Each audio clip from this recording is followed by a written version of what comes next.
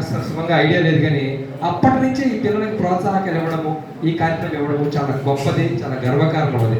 ఎందుకంటే ఒక పూచిక పుల్ల కూడా 10 మంది ముందు ఇస్తే అది ఎంతో గొప్పదే, మనకి నోబెల్ బహుమతితో సమానం. అటువంటిది హైయెస్ట్ మార్కులు వచ్చిన విద్యార్థులకి పేరున వాళ్ళకి పిలిచి 2-3 సార్లు కాల్ చేసి అంత అవసరం లేదు. ఎందుకంటే పిల్లలకు సత్కారం చాలా గొప్ప విషయం అది. మీకు ఇలా సన్మానిస్తామంటే చాలు వచ్చేస్తారు వాళ్ళు. కానీ అటువంటిది ఈయన వాళ్ళకి మాటికి ఫోన్ చేసి మాకు కూడా ఫోన్ చేయించి పిల్లలందరినీ రప్పించి మీ ముందు సత్కరించడానికి ఉద్దేశం ఏంటంటే అది ఒక మీకు రేపు ఇన్స్పిరేషన్గా ఉపయోగపడుతుంది. ఆ విధంగా మరికొంతమంది సాధిస్తారనే ఒక నమ్మకంతో, ఒక మంచి సదుద్దేశంతో పిల్లలకి చేసే ఈ కార్యక్రమం చాలా గొప్పది. ఇది కొత్తూరులో నేను పనిచేసేటప్పుడు 2021 నుంచి 25 జూన్ 10 వరకు అక్కడ పనిచేశాను.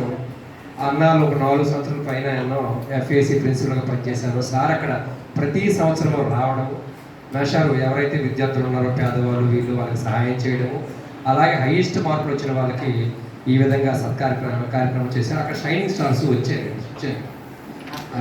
బైపీసీ ఒక అమ్మాయి వచ్చింది, తర్వాత వొకేషనల్ ఒక అమ్మాయికి రావడం, ఇద్దరికి వచ్చింది. హైయెస్ట్ మార్క్స్ గ్యాదర్ చేశారు. అలాగే సార్ గురువు గారు ఇంకొక ఆయన ఉన్నారు, మన దాస్ మాస్టర్ అని, నిరంతరం కాలేజీ కనిపెట్టుకుని ఉండేవారు. ఇలాంటి గొప్ప వ్యక్తులు మన పాతపట్నంలో కూడా ఉండడము మనకి గర్వకారణం.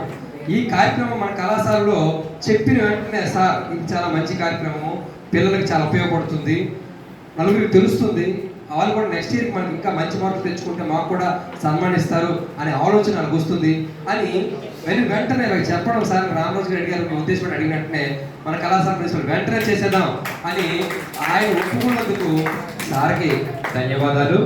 అలాగే మా స్టాఫ్ కూడా వెంటనే ఎవరెవరికి కమ్యూనికేట్ చేయాలో పిల్లలకి ఆ క్లాస్ లెక్చరర్స్ కమ్యూనికేట్ చేసి అందరినీ రప్పించి ఈ కార్యక్రమం ఇప్పుడు ఇంత ఘనంగా ఏర్పాటు చేయడానికి కూడా భాగస్వామ్యం అందరికీ కూడా నాకు ధన్యవాదాలు తెలియజేసుకుంటూ ఈ అవకాశం ఇచ్చిన మరొకసారి అందరికీ ధన్యవాదాలు. Thank you.